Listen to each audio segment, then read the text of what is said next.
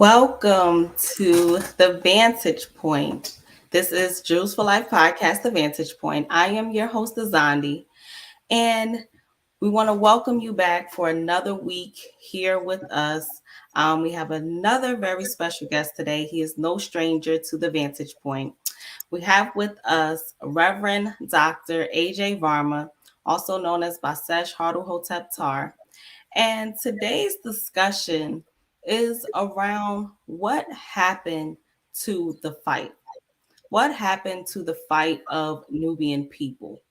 It seems like we lost that oomph, that pushback. And with everything happening around us, we should have some sort of pushback to all of the killings and things that are happening every day. So, we want to get into this topic and speak about first. I just wanted to ask you a couple questions about illusion. Um, I'm part of the Piece of the Puzzle series, as you know, and one of the things that you've been speaking about is we live in a world of illusion. Nothing around us is real. We're not perceiving the reality.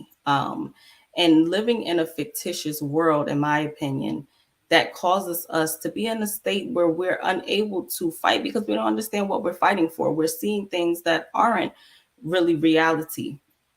So, and I know I came in just kind of hitting you with all of this. So I'm sorry, I didn't give you a warm up, no warm up today, just because we're a little behind. So I kind of want to just jump in the topic and just ask you to kind of explain a little bit from your perspective, from what you've seen and what you encounter on a daily basis. What has happened to us?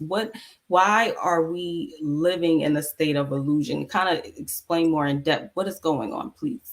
Well, first of all, thank you for having me here at the Jewels for Life podcast, The Vantage Point. It's my honor to be here today. To get right to it, as you said, because we're pressed for time, part of the problem is there's an old saying that the revolution will not be televised.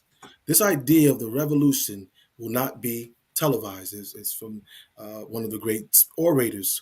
He used to say that. And the reality is because we've become so inundated with media, so inundated with internet, Facebook, so inundated with television and magazines, and the way the televisions and the magazines and the newspapers and the internet, the way it's being misused to change people's mindset. So anything that we don't see on TV, anything that the social media influencers are not promoting, suddenly it's not seen. It's not that the revolution is not occurring, the awakening, the liberation of melanated people. Is that we cannot expect the revolution or the awakening of melanated people to be televised by the system that you're fighting against, right? The system, what you're doing here on the Jewels for Life podcast, the Vantage Point, what you're doing here on the Vantage Point on this segment is you are televising aspects of the revolution, other revolutionary minds like yourselves that are out there that are taking a messaging, there's a messaging and messaging.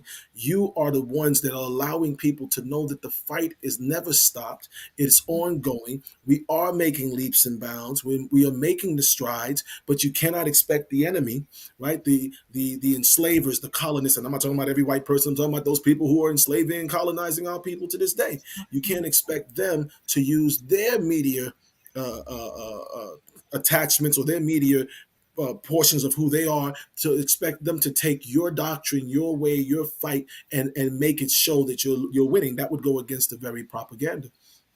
Now, you mentioned what is it that what's the thing that we lost? Well, unfortunately, the revolution is not televised on their stations, but it is being televised through different social media platforms. But most people are suffering from a thing that many have heard before, but may not really have a full comprehension of, called cognitive dissonance. If I say cognitive dissonance to most people, they will think of someone like maybe a Michael Jackson, who, because of his skin, they'll say he had vitiligo and he had to. Well, there's nice stories, right? But at the end of the day, the chopping of his nose and the lips and the ears and the this and the jawbone and the chin and the hair and all of these things that him and other people in that have the money to afford it are doing nowadays is called getting bodied up or bodied. I don't even know the right term, but people are going out and having all these augmentations done to their bodies.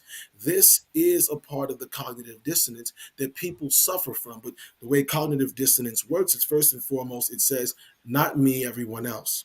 See, everyone else is under the spell. Everyone else is under the illusion. Everyone else is a slave mind. Everyone else is not in the fight. Everyone else, but me, I'm good. I'm righteous. I'm high power. I'm in this thing to win it.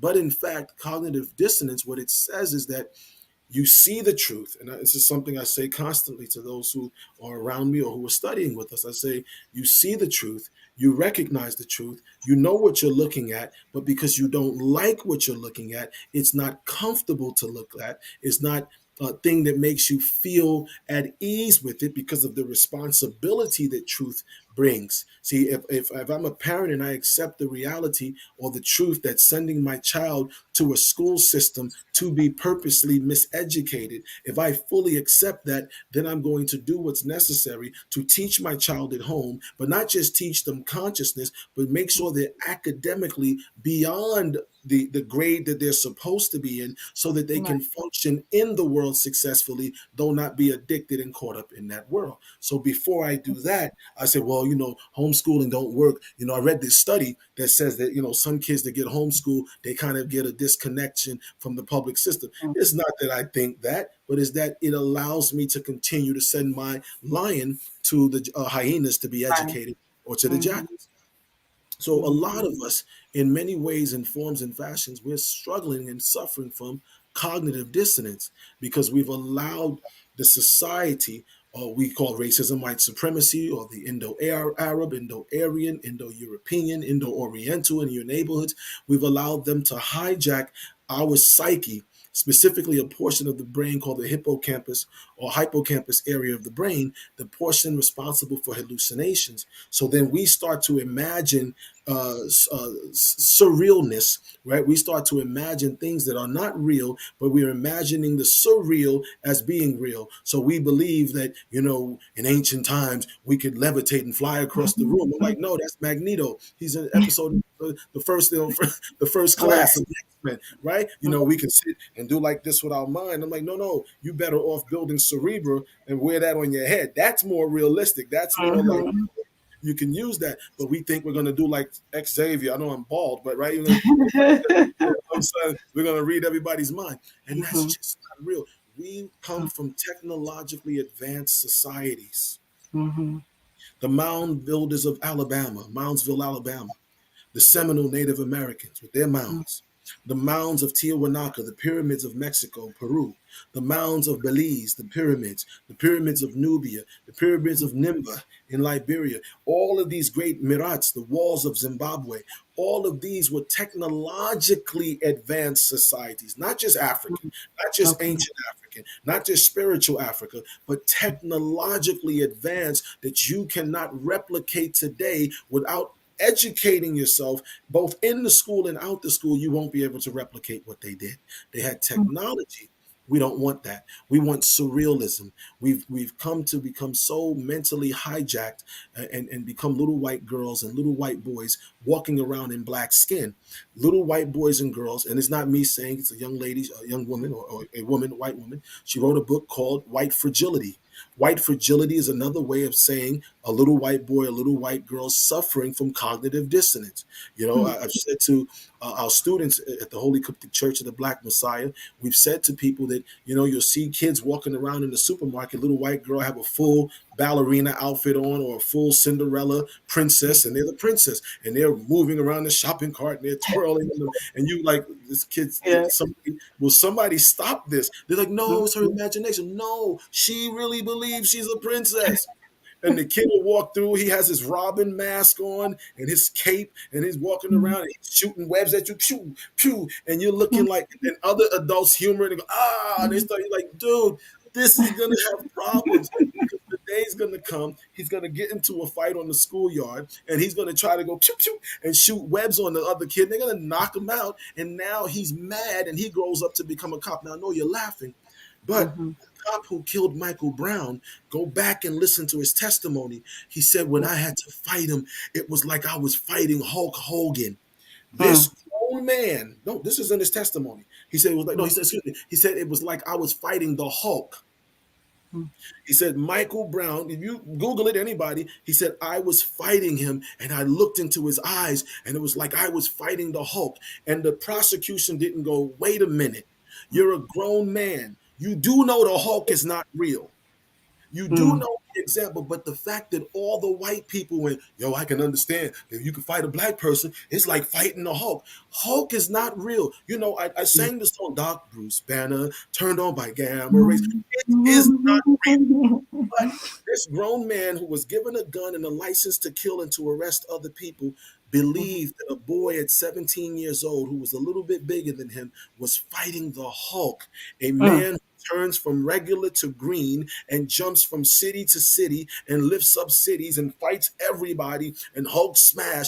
That's what he's trying. He used that as the example. He didn't say it's like I was fighting a drug induced person. He didn't say I was fighting a crazy man. He said I was fighting the Hulk. He's suffering from cognitive dissonance. He took the Hulk, which obviously was his favorite cartoon or comic book, and was Mm-hmm. able to sell that to the jurors, most of whom were white, and they went, "Yeah, I can understand. That must. Yeah, I know what that would feel like. Because every time I see a black person, I clutch my purse because I think I'm looking at Green Lantern." And then they've done that, and now black people, because we want to live in their image and likeness. Now we're walking around thinking about the Hulk and Superman and Batman, and we're in relationships looking for surreal. Okay. Jump in. Wait a minute. Wait a second, please. I'm sorry, please. Wait a second. And because you just said a lot, and it may be my fault because I started off like boom, boom, boom. Okay, let's Yeah, get you it. said boom, boom, boom. I said, let's go. Let's go. Okay, good. So that's my fault. Let me slow it down a little bit, take it back because you said a lot. And for those who don't know, who are just tuning in for the first time, Dr. Varmah is an honor to have him on today. He's the author of over 70 books. He's a reverend at the Holy Coptic Church of the Black Messiah. He's taught all around the world. This is what he does. So getting this information from him is one of a valuable and a very reliable source. And I want us to kind of take the conversation slow so we can absorb every piece of what's being said because we went from this to the Hulk. So, are you saying you mentioned that we're little white boys and little white girls? So, are you saying because we live in an environment with them that we begin to take on their image and likeness, as you mentioned, we begin on to take on their characteristics, or are you saying what exactly are you saying? Well, I'm saying the very thing that we all know. If the old adage, you are what you eat, then it must also be you are what you drink, Right. you are what you smell, Mhm. you are what you hear, you are what you see, you are what you touch.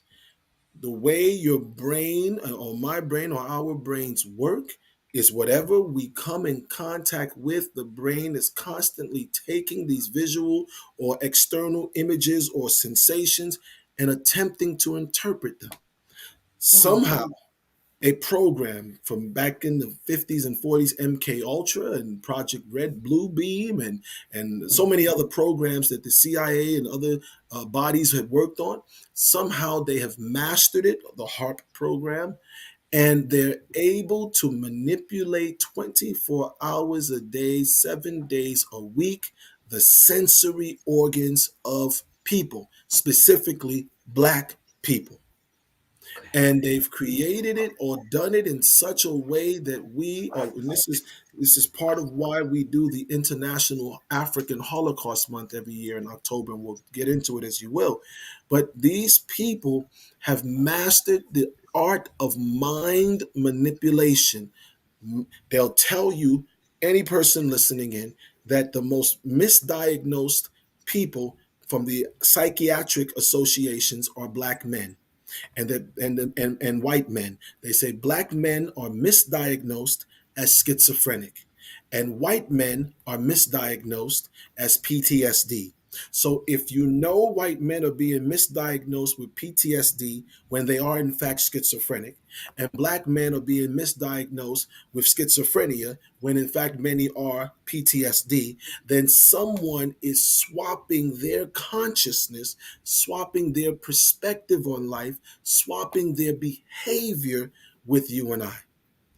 Hmm. Those of us old enough or who are able to research know that the behavior in the black community, as far as the young and old and hangout culture and tattoo and swapping and all the stuff that we're doing, this crazy behavior, this was something when I grew up. I was born in '73, and I grew up at a time when we knew that that was the stuff the Hell's Angels bikers club. That was the stuff the white kids, they were into, grunge dancing and slam dancing and surfing the crowd, getting passed around and smoking all kind of drugs, and that the MK Ultra program was designed, one of the programs were designed to topple what was called the hippie generation of white kids who were anti the establishment. So MK Ultra and the CIA had whole hearings on this with the Senate. So it's not something I'm making up. It's documented, and they had a project. They said we're going to focus on destroying the hippies because hippie culture was destroying the American fabric. Hmm. As they destroyed it, they put billions of dollars, not me saying it, into country western music and started putting country western awards on TV, the CMA awards, and they focused on CMTV, country music television, and line dancing in the 80s and 90s.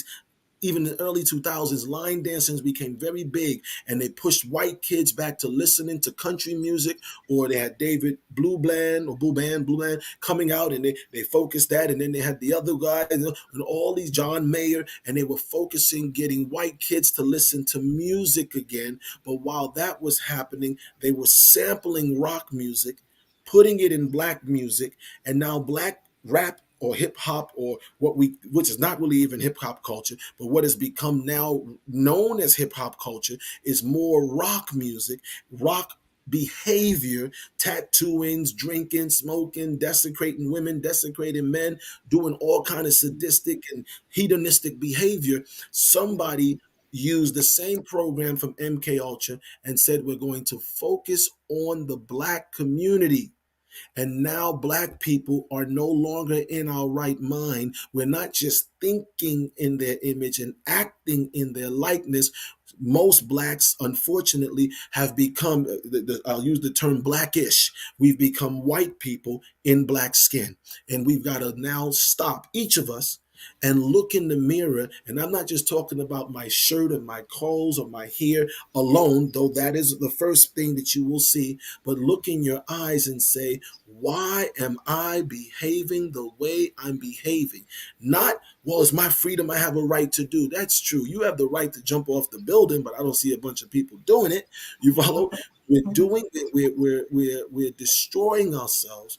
And the great teacher, her name was Frances Cress Welsing. She wrote what was called the ISIS paper. She had a mentor named, who's still alive, Neely Fuller. And these are our BBs or Bobbers or Popes, if you will, in atonism. And they told us this day would come. You now have black men walking around wearing women's clothing, sleeping with men, being effeminate, and it's being glorified as if it's something good. What we're calling progress is actually the total decline of a group or of people and a nation of people. We're declining. Why would be the question?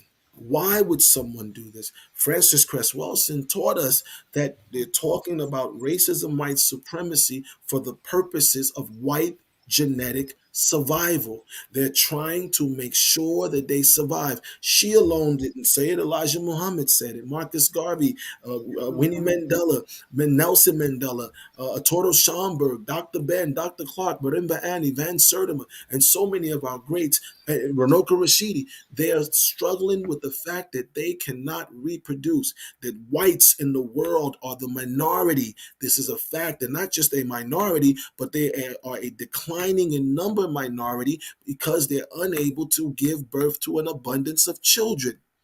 So when that happens, they have to convince you and me to follow their behavior so that our numbers will decline. And even if we have children, if our minds aren't right, we're not producing quality children. We're just producing bodies to further fuel our very enslavement and subjugation.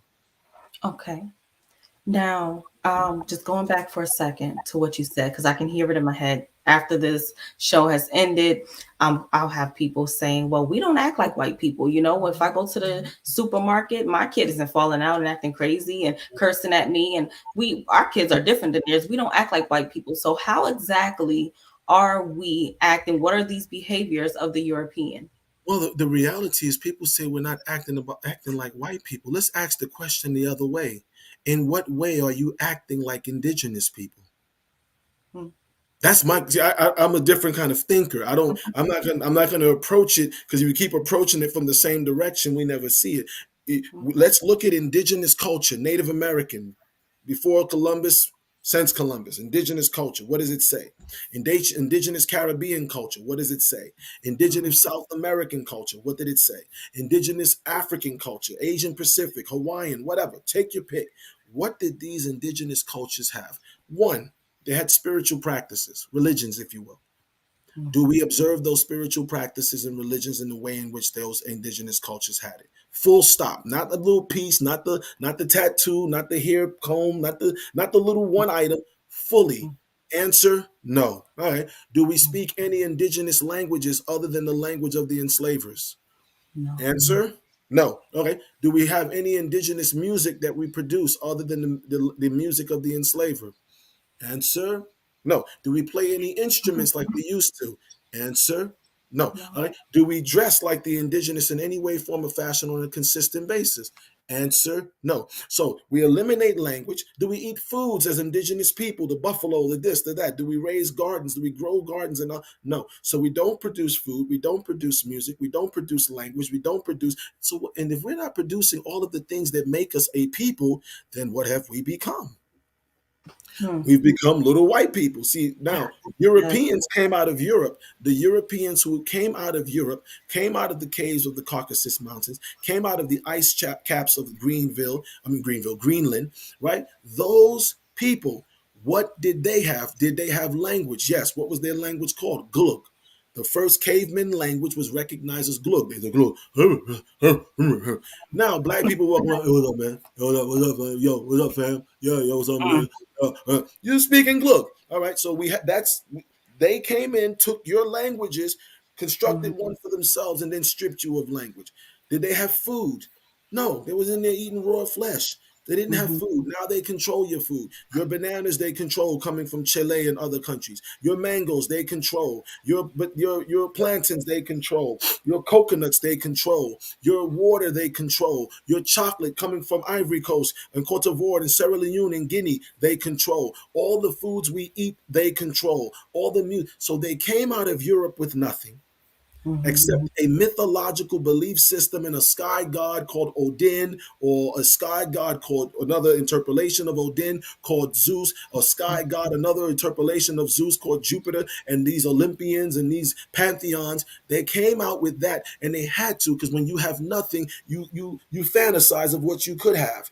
We all grew. Those of us who were poor, we used to sit in the window and watch the cars go by. That's my car. No, that one's mine. No, that's my car. No, that blue one was I saw it. And we used to Mhm. argue because when you have nothing, then you create a fantasy of what you want to have or what you may have. Well, they did the same. While in Europa, with no food sources, no proper reproductive resources, bubonic plague wiping them out, no musical resources, all of the things that you had in Africa, the Caribbean, North America, South America, that they didn't have, they had to create a make believe world of what it would be like to have it. When we die, we're going to go to heaven with pearly gates, pearls, Africa and Asia, etc. With streets paved in gold, Africa, Asia, with diamonds and rubies. They were walking around with lead, getting lead poisoning, wearing it as crowns. They did that. Now they come out, they invade you who have all the things that they dreamed about.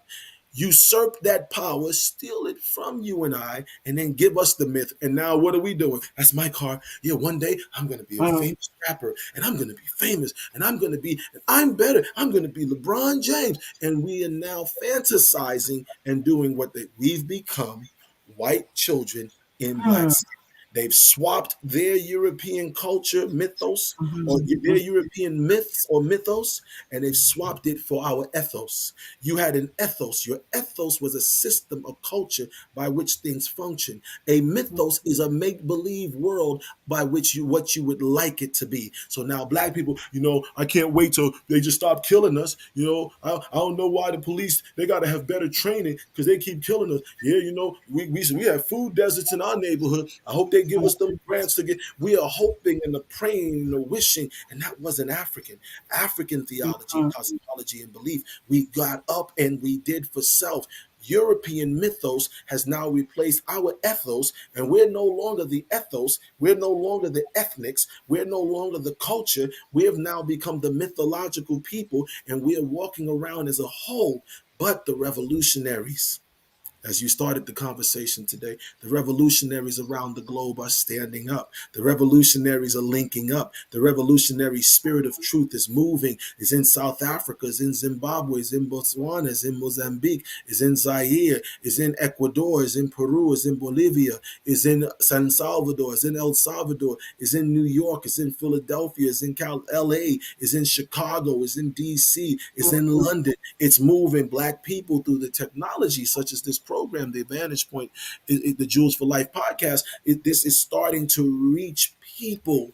And so we are shifting the tide, and they're going to try to distract you and me and try to make it all about Black Lives Matter. Because once they said Black Lives Matter, all the white people joined it, made it look like they cared. And now it's like, yeah, all lives matter. We're going to fight for you, dude. And I'm looking like, we're going to fall Mhm. for it again. But the true Right. revolutionaries like yourself, like others that are out here, is making a dent.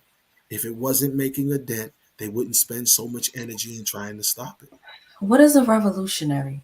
Because I feel like that term has been watered down. We have people that are not really living a cultured life as you described it to be. And they say I'm black, Black Lives Matter, or they go to one rally, they go to one thing and they claim to be a revolutionary. So what is a true revolutionary, especially because you've seen what a true revolutionary was at a time when we haven't we weren't there. So what was a revolutionary then and what is it now? Well, a revolutionary has to be determined by what the word itself means. Mhm. Revolutionary, revolve, to go back, to turn back to a time when you were in your right mind with your own culture, with your right languages, with your right behavior, with your right goal, with your right education, with that which is right for you. So a true revolutionary has to, for 2022, as I think it should have always been, right, has to be those that say Sankofa.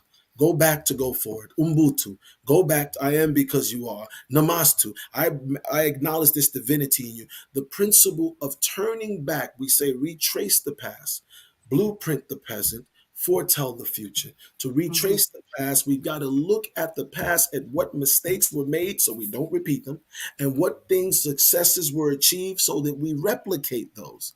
True revolutionaries have to first and foremost be those who study history, not to glorify ourselves, but to make sure what, again, things, successes were made that we may repeat them, what mistakes were made that we may recognize those mistakes and avoid them. That's phase Mhm. one of revolutionary. Revolutionary also has to be the type of person that says, we will do everything for ourselves, not just buy black, buy black, read black, sleep black, eat black, copulate with black, learn from black, share with black. And I don't mean every black person. No, I don't just mean every person that got a little bit of melanin, we're going to work with you. No, look for those that are in the image and likeness, who think and behave in a way of revolution. All others could be a threat.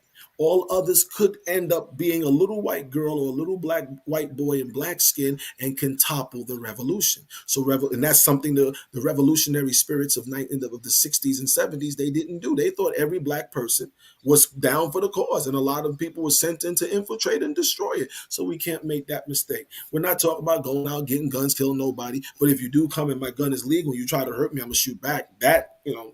That's righteous indignation. That's the Mm-hmm. Christmas addicts. That's the Boston Tea Party. That, what I'm saying. So we understand that. However, revolutionary mentality also says we got to grow our own food. Yes. You can't Mm-hmm. depend on your enemy to feed you and then think you're going to have any type of liberation taking place. I don't mean revolution because I know they're hearing it now. He's talking about bringing down. We're not talking about the fools that went up there in January, them white guys, and climbed into Mhm. people's offices. Right. Not them. That's not what we're talking. Revolving back to a better time for Black people when we could do for ourselves. Black businesses must be established where we only buy from each other. We need our own little grocery stores, little bodegas, like they call them in New York, little small corner shops.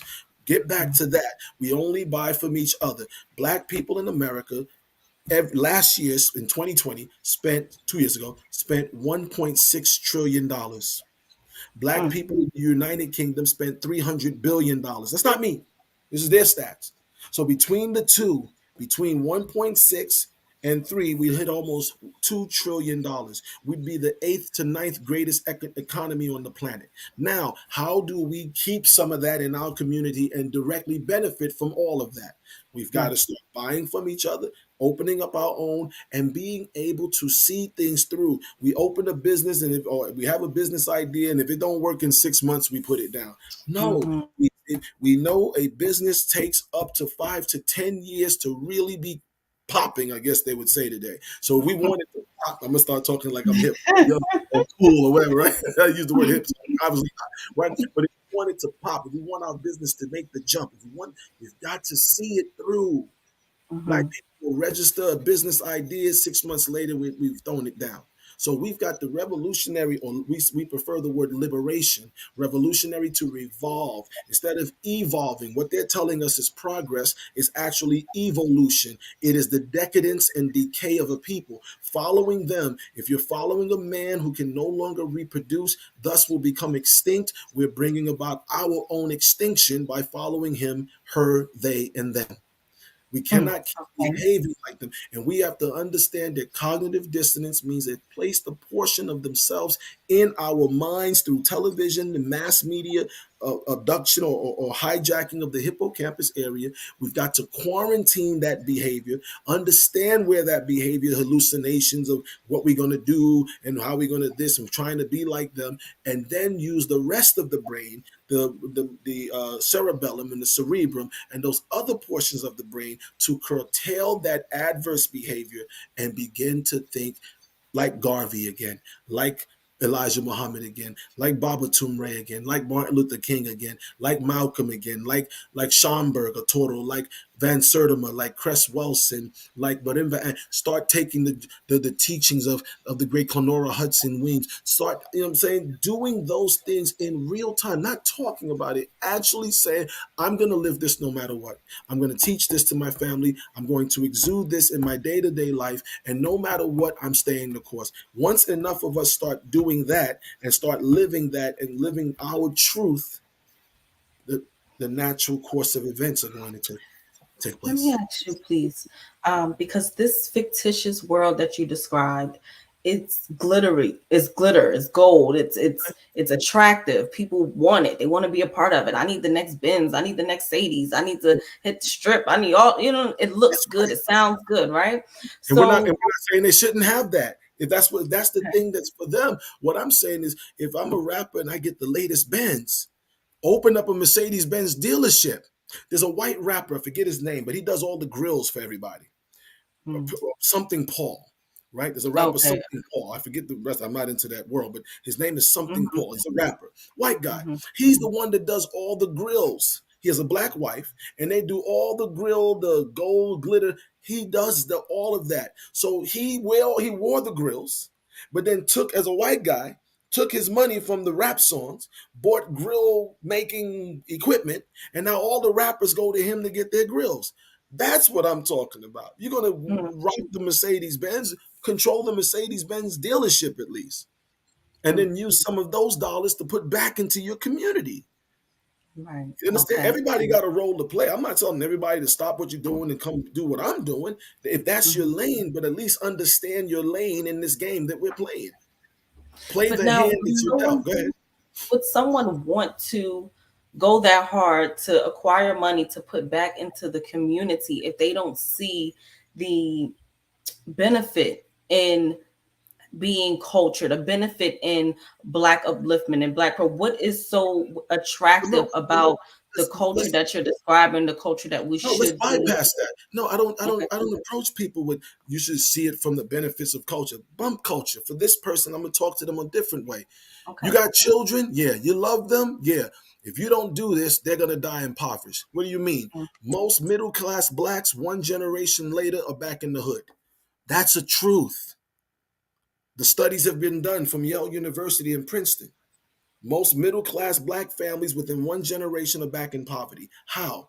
Because you were so focused on getting yours that you didn't understand your children are going to have to enter. Ti, there's a big conversation about Ti's son right now. Ti, yes. one of his sons is buck wild, about to go to jail. Ti did Yes. a thing. He said, "Look, I done tried every way with this boy. He gonna have to learn the hard way. I I done don't that think. life. He don't have to do that life. I know him at his core. I know that's not him, but there's nothing I can do." Now, here's Ti, world renowned. Did all the albums, did conscious songs, did unconscious songs, been in the clubs, been all around the world. He's known when he walks into a room, been on Oprah, been on Steve Harvey. He's known. What happened to his kid? He didn't know, though he was doing all of I forget the name of his show with Tiny and Ti, and they had to show the family Mhm. something. While they Yeah. were doing that, he did not ensure that his son's friends were getting some type of mental upliftment. Now, those same kids have led his son astray. Let's look at Mm. Dr. Dre. Dr. Dre, paid in full. His son overdoses on drugs and dies in the room next to him and his wife. Let's look at Master P. These are all the names. Look at all these names, right? 50 Cent, look what's going on with his son. So you can get all this money in the world. What does it profit a man to gain the whole world and lose his soul? You lose your children. So I'm not going to talk to them about doing it for the black power and the black community and the culture. You're going to lose your kid. Mm.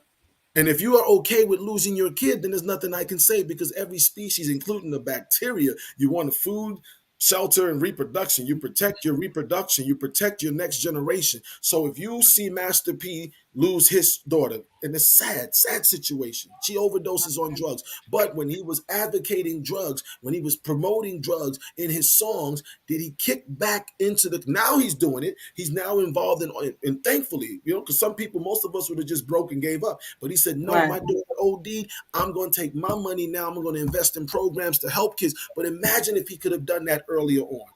His daughter may still be there. Imagine if Dr. Dre had taken his money and done that earlier on. His son would still be here. Imagine if T.I. had put that into the community earlier on, his kid, and put his kid in leagues around other kids that you were influenced, but he didn't know. But now that we know better, do we have to go through it? They're going to do better. Each of these gentlemen, these great men, is what they're trying to do. But now, do I need to go through the same thing? Do I sit back and let my daughter and my son? So we got to have. It's a different kind of conversation. You don't topple the beast. You don't topple the illusion by approaching it from the same way. I will never say the expected answer. My answer is always going to be, let's come from a different way, because my first language was in English, so I don't see Okay. the So then, world. can I push back, please? All right, Can I push push back, push back? back. Okay. Let's go, push.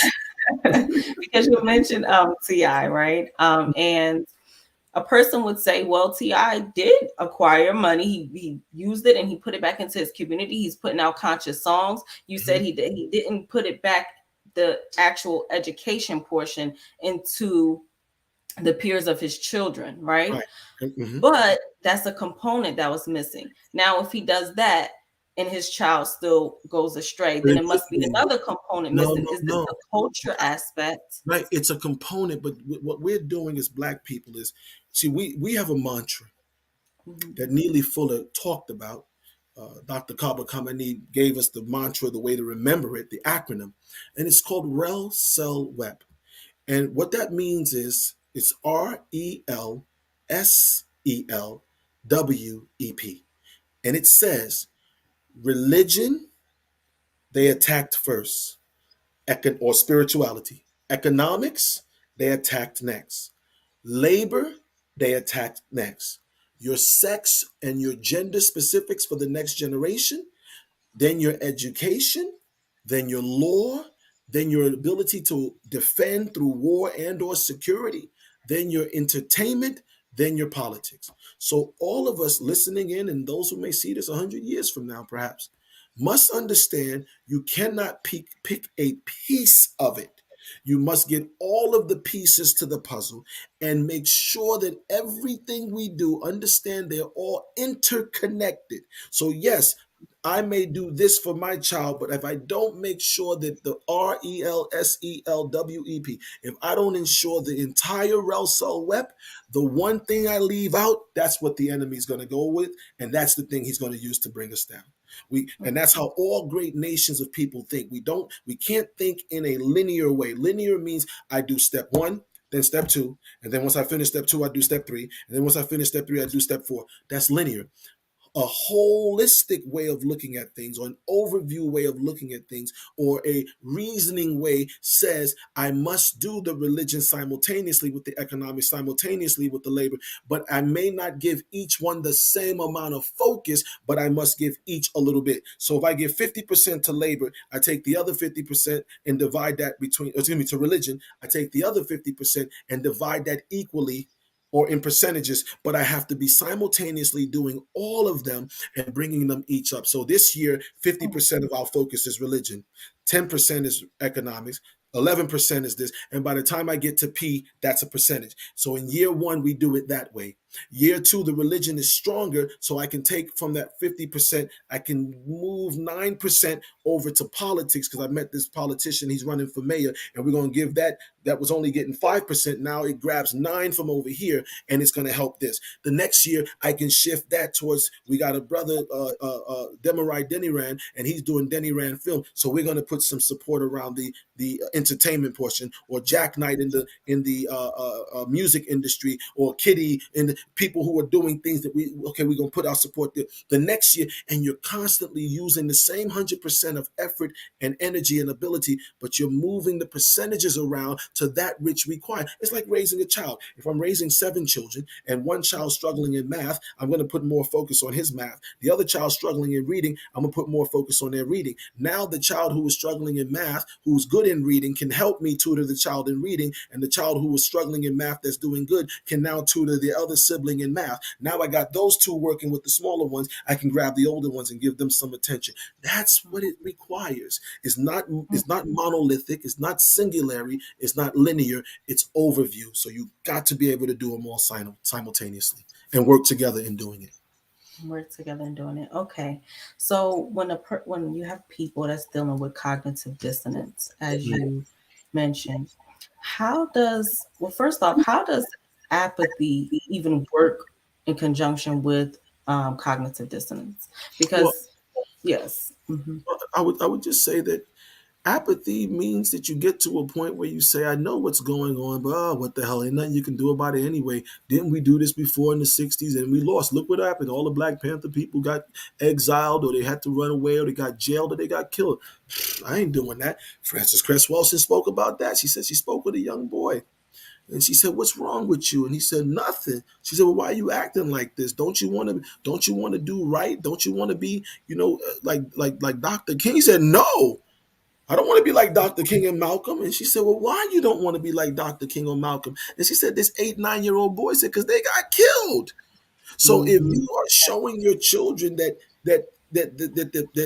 taking on this spirit leads to your death and demise, then the mind says, I'm going to reject that and go for the glitter and the gold looking thing, the fake gold, the fake silver, the platinum, the fake platinum. I'm going to go for what appears to be good over Mm-hmm. what's real. That's apathy. And Mm-hmm. apathy makes you say, there's sympathy which says, oh man, that rock fell on your foot. That's messed up. I never had a rock fall on my foot, but it sure looks like it hurts. Empathy Mm-hmm. is, ooh, the rock fell on your foot. Yeah, I broke my foot last year. I know that's got to hurt. Apathy Mm-hmm. is, yeah, the rock fell on your foot. I know it's got to hurt, but it ain't got nothing to do with me. That was a condition. That's part of the conditioning of slavery. That's part of the conditioning of Arab slavery, Indian enslavement, Oriental enslavement, and European enslavement, where you were taught and trained that you must turn a blind eye to the suffering of your own, because if you didn't, you're going to get the same. You know how mom used to say, you want some too? Like your brother or sister getting spanked and you peek in to see what's that. Or you want some too? Oh, shit, you close the door. Well, this is what that's enslavement, that conditioning has done to us. We see what's happening. We know it's not right, but as long as it's not personally happening to us. Right. Eric Garner's daughter, and she's passed on now, but she said when they killed her father, performed the Holocaust on her father, she said, I now know what everyone was talking about. You know, Mm-hmm. Henry Gates, when he got arrested for climbing into his own house, he said, I now see what all the black men were always talking about. Unfortunately, cognitive dissonance and apathy work hand in hand. One says, I see it, I'm going to ignore it. The other one says, I see it, I don't like what I see, so I'm going to embrace the illusion. In fact, there are aspects of each other. I would say apathy is one of the components of cognitive dissonance. Everyone's cognitive dissonance doesn't appear the same. Some people's cognitive dissonance comes in red hair, blue hair, purple hair, pink hair. That's their cognitive dissonance. So they Mm-hmm. watch Storm from the X-Men, and she went up in the sky, Halle Mm-hmm. Berry. She had the, no, I'm serious, because after the X-Men movie, all of a sudden black women started having all the colors in their hair. Yeah. Rogue had a streak of blue, green in her hair, and everybody ran out and got blue, green, purple, pink hair. It happens, right? So that's one form of cognitive, and black men nowadays, unfortunately, right? That's one form of cognitive Uh-huh. dissonance. That it came off that way. Another was the food. We know eating pork is not good for you. Everybody knows that. Everybody knows not good, it's not healthy. So what people do?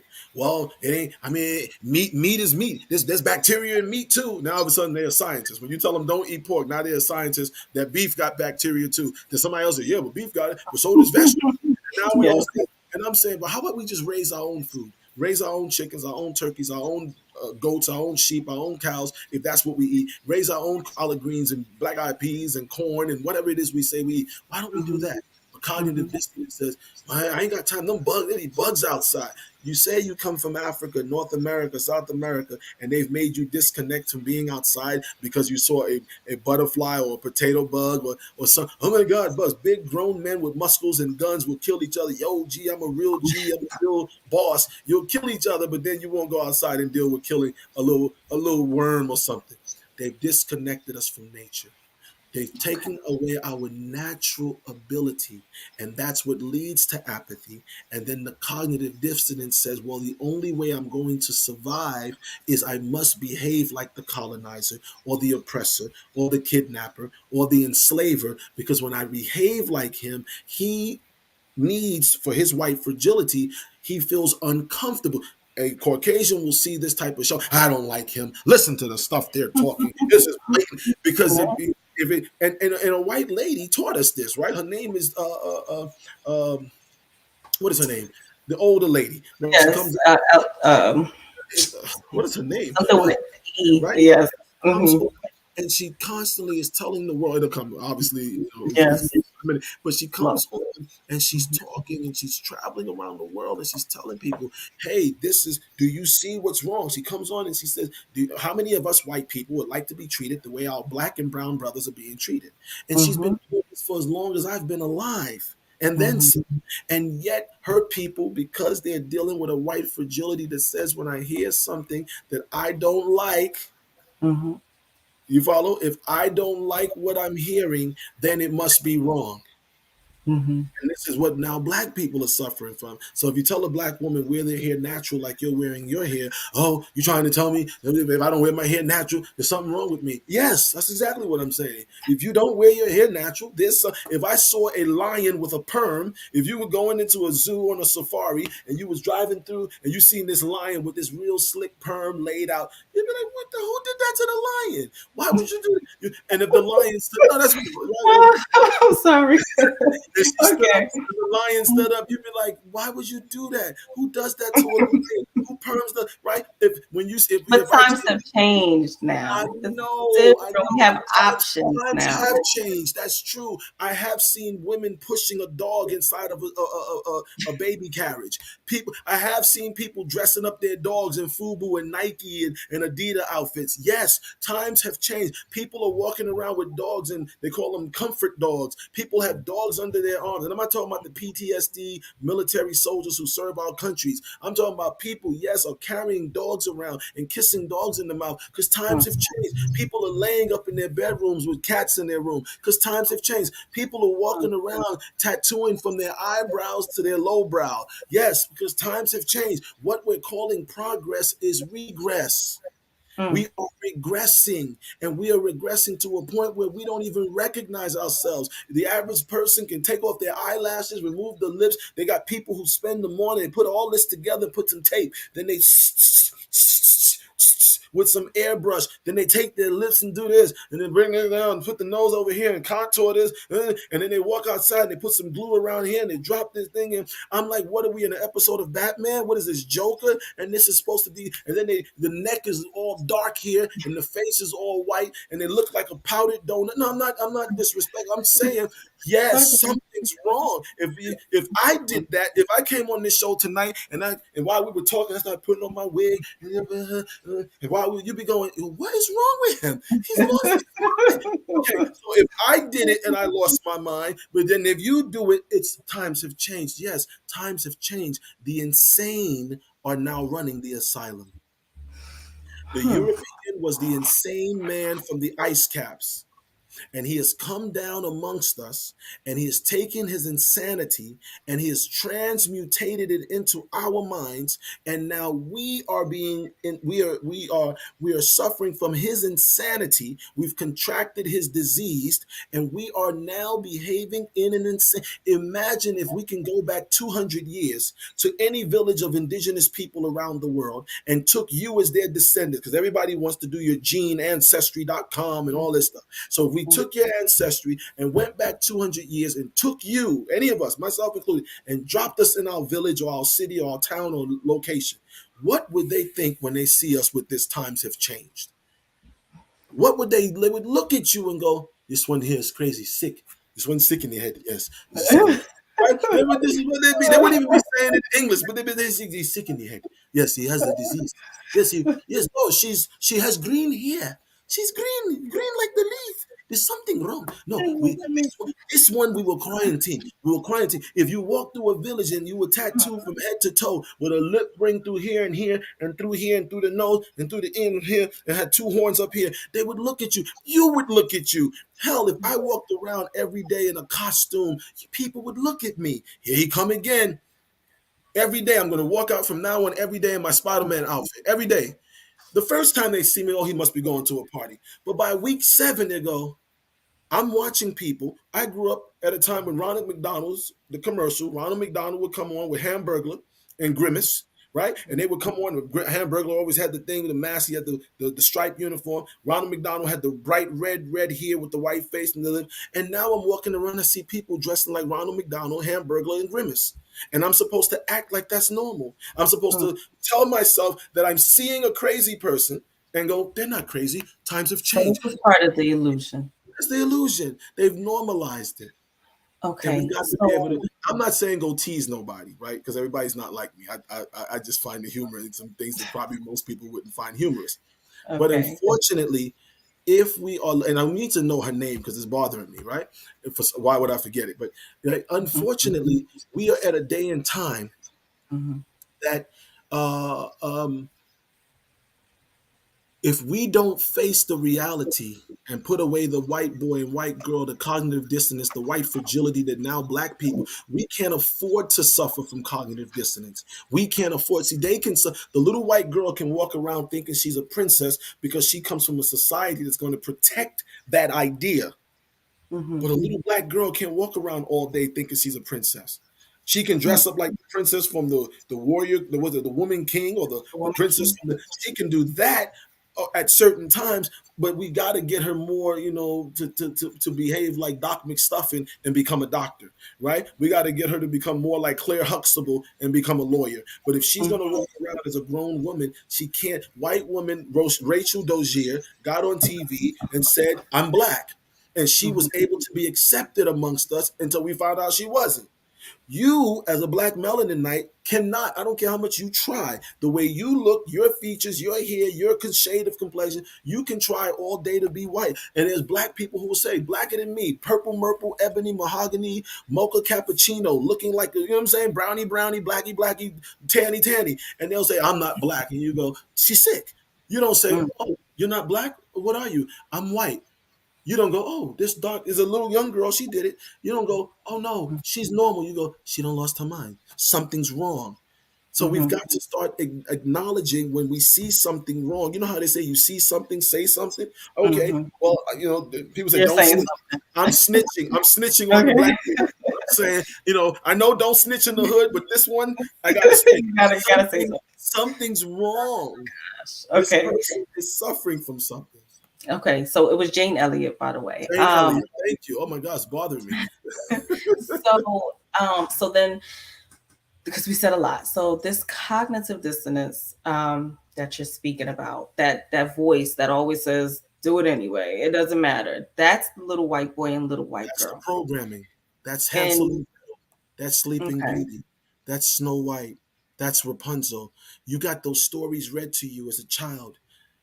And if you didn't get it read to you as a child, you heard it in school. London Bridge is falling down. My fair. I skipped the verse. Some people say he skipped the verse. Right. That's the point. That's why I skipped the verse to make you say, well, how'd you know I skipped the verse? Because the mhm, programming's been running since I was a kid and all the way through from 1 years old to age 7. And so by the time we reach the age of imagination, age 7, where we should have been imagining greatness in science and mathematics, we're now imagining FUBU, I'm old, right? Or the latest, whatever, I don't know, the red bottoms or whatever the latest fashion. We started imagining that. Now you got little girls and boys twerking, little mhm, kids, and people show them on TikTok. The little 8-year-old is twerking, and they say, "Oh my God, look, that's so cute." That is not cute. She's just 8 years old. She's not supposed to be twerking. She's supposed to be learning about worms and learning about butterflies and learning about nature and learning how to sew and learning engineering and mathematics. But she's twerking. So if she's twerking at 8, her mind starts to tumble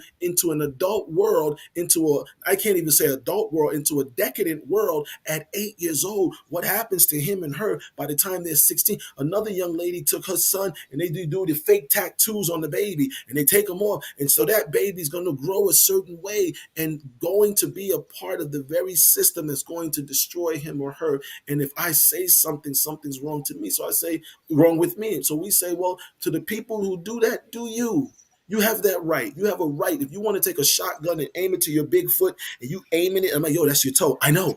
You're gonna blow off your foot. No, it's my foot. You're right. Can I just move before you pull the trigger? Because I don't want the backblast from the pellets to hit me. Let me grab me and mine. And those who think like we think and want to do something, let's go over here and watch this car wreck about to take place. mhm. And that's the Okay. reality. So what would you say to a person who says, "Okay, Dr. Varmah, I hear you. Mm. I hear you, but I need some time to really, really, really evaluate what you're saying. So how do I test this theory of little white girl and little white boy? How do I look at myself? How do I test this to see exactly what you're saying is taking place within myself?" Very simple. Spend the next 7 days, right? It's the challenge. We always do the ice Yeah. bucket challenge. So White we girl got challenge. a white boy, white girl White challenge. girl. Be Okay. totally natural in your makeup if you're a girl. Guys, please don't wear makeup, right? Let's try that, right? If you try that, right? Totally natural in your makeup. Mm-hmm. Only support black businesses for 1 week. 1 week. 1 week Don't only. watch any. I'm just saying you want to test it, so let's do a quick 1 week. No Okay. makeup, no adverse makeup, right? Natural makeups, natural hair, not natural extensions or natural inserts. Natural, natural, natural. Mama gave you makeup, right? Mama gave you hair, right? Only wear indigenous clothing from your culture, regardless of how many people might say something against it or tease you for the next week or month. If you so you want to really go for it, go do a month. Yes, support. Go reading only black books. So you're going to pick up Francis Cress Welsing, Dr.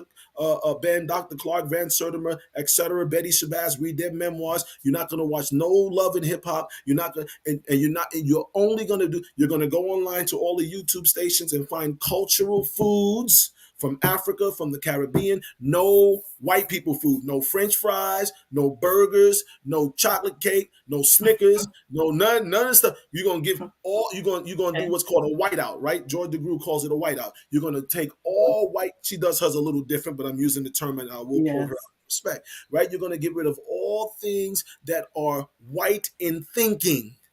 Mm, From the show, we do a month, right? From the shows to the food, you're only gonna cook culture foods. mm, You're not going to eat out at any Chinese restaurant. No fried wings, right? No mm. KFC, no none of Okay. that crap. You're not going to cop out and just make a bunch of vegetables, right? For my vegans and stuff. You're gonna make vegetables. You're gonna make some real curry or real cultured food from North America, South America, Asia, Africa. You're gonna get in cultured ingredients. You're gonna try that for a month, and what you're gonna find is something inside of you, like, well, I can't find it in the regular store, so I got to go over here. You're gonna make every excuse to go back, and then you'll realize something in me is beckoning me to go back to slavery. Whenever you Mm, try independence, that program is running in the hippocampus area of the brain, the portion of the brain responsible for hallucinations. It will bring you back. It's always calling you back to slavery. mm, mm. Come on back to the hood. I don't mean the hood where we're from. I mean the mentality. Come on back to Mhm. slavery. Come on back to mental enslavement. Come on, it's your body. You have a right to wear what you want. Men, take off the skinny pants for a little bit. Just try it. Try to let your privates breathe. I know Yeah. we're on it, right? Try it. Women, try. No tight clothes. Sisters, try just to wear nice long dresses for 1 month. One month. Everything you're gonna wear is strictly dresses, strictly clothes that's not all tight. And you're gonna start. First of all, you're gonna get respect from people, but then you're gonna start hearing the back. And your family and friends go, "What's wrong with you? Were you Muslim now? What, you done lost your mind? What happened to you? Why are you dressing like that?" And you realize not just how you feel. Why do the people around you reject a culture from which they've come? That's the little white Mhm. boy, little white girl. Because if I go Mhm. to out to Iowa or Nebraska or Texas, around the white kids there who are wearing their country western boots and their country western hats, and they've got their big Jeeps and their Dixie flag, they don't reject theirs. Mm. You understand? And, Yeah. and and our President Biden in America, what did he say recently? He said white racism, white supremacy is a plague to the country, and he's got to do everything he can to stop it. And da da da da da. So they're holding true to their thing. Why are you afraid Mhm. to hold true to yours? Or Mhm. is the little white girl inside of me and you, the little white boy inside of me and you, is it that little person that's been programmed to take over our imagination? We can't imagine what it would be to be natural 24/7. We can't imagine what it would be to think for ourselves and just have everything for who we are from our perspective. And that's what we, as the Holy Coptic Church of the Black Messiah that I represent today, that's what we are saying. We're going to take back our mind. If I don't have it, my mother used to always say, I'm going to do the one thing no one can take from you is your brain. Only death.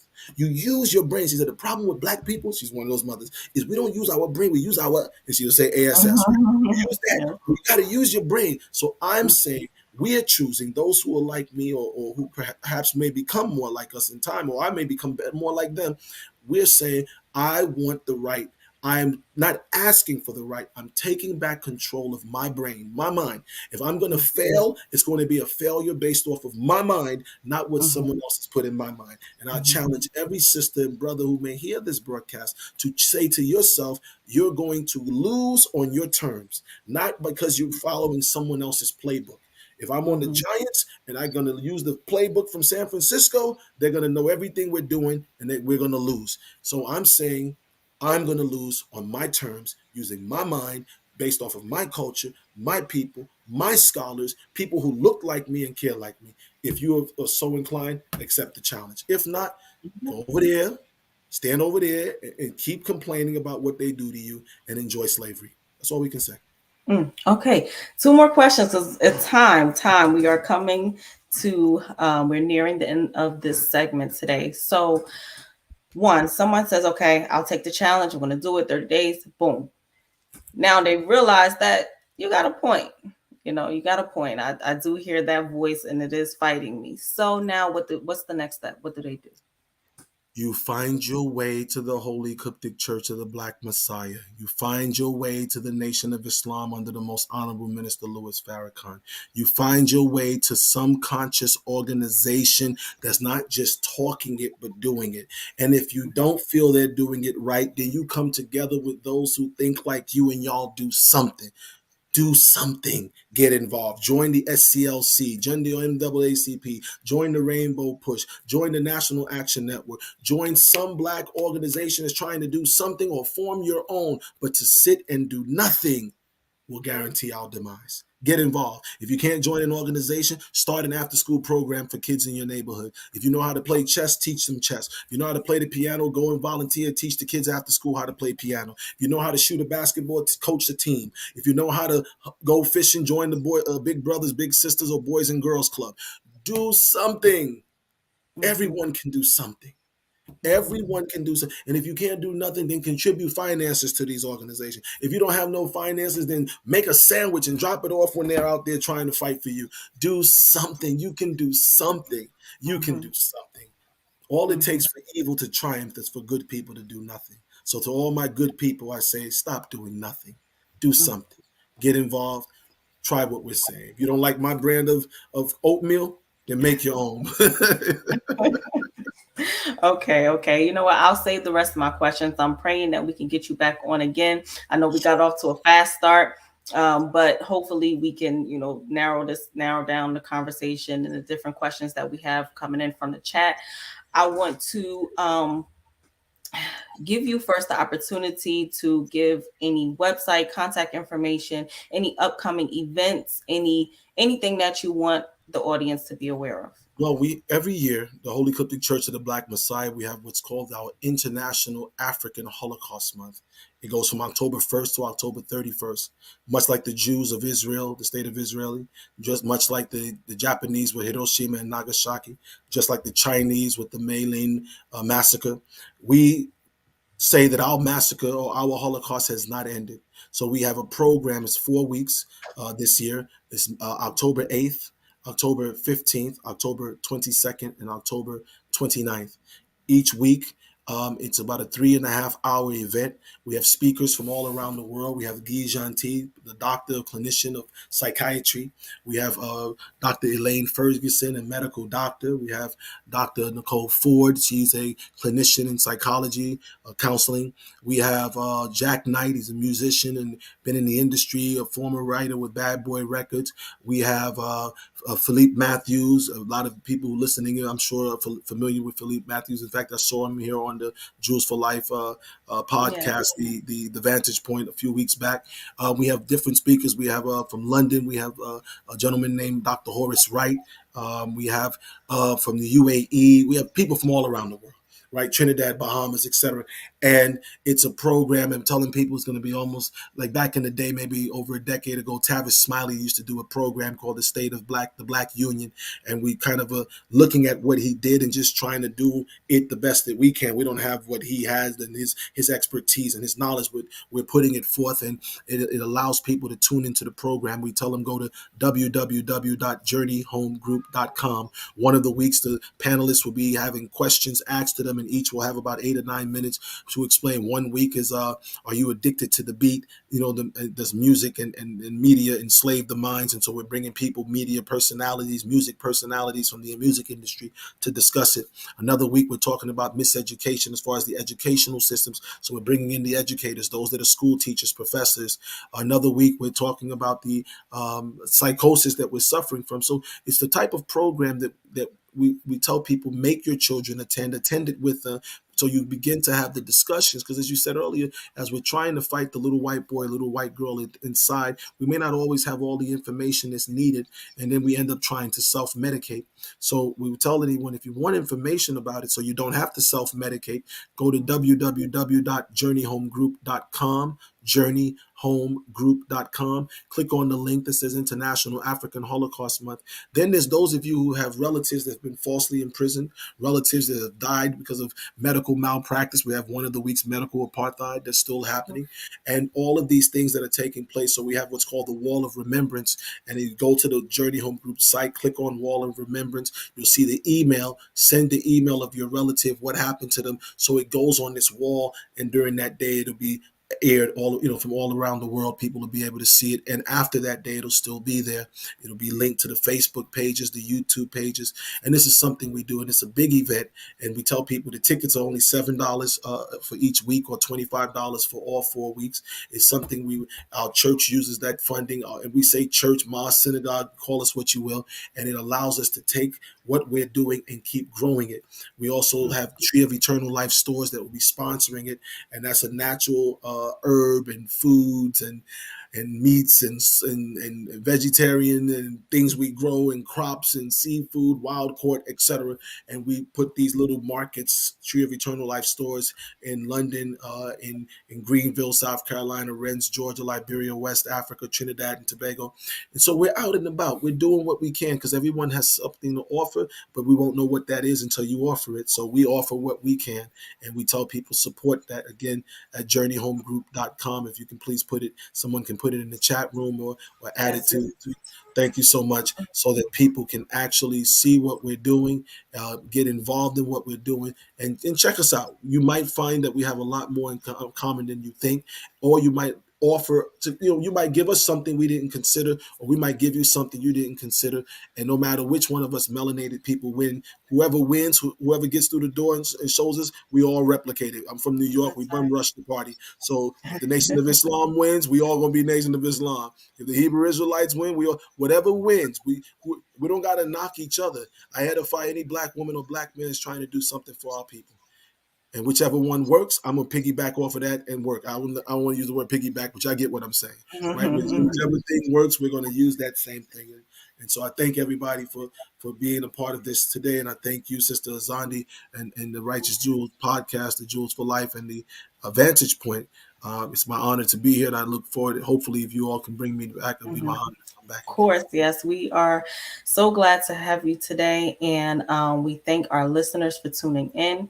I want to reiterate, please visit the website that Dr. Varmah has mentioned. Support the Holy Coptic Church International, support their ministries, and take the challenge. Those of our listeners who've seen us or been with us from the beginning, we always try to pose a question or to give a challenge, and so we challenge you to at least test the theory and see, because I'm going to try it. I know I'm going to test it. And I will be back in a month with my analysis. And we want you to come back a month from now. I'll mark the date and come back and comment. We'll do something that matches this conversation and see exactly what your results was, what your thought was, and direct you from there. So we want to thank everyone for tuning in. I am Azandi of Righteous Jewels. This has been The Vantage Point. And until next time, peace. Peace.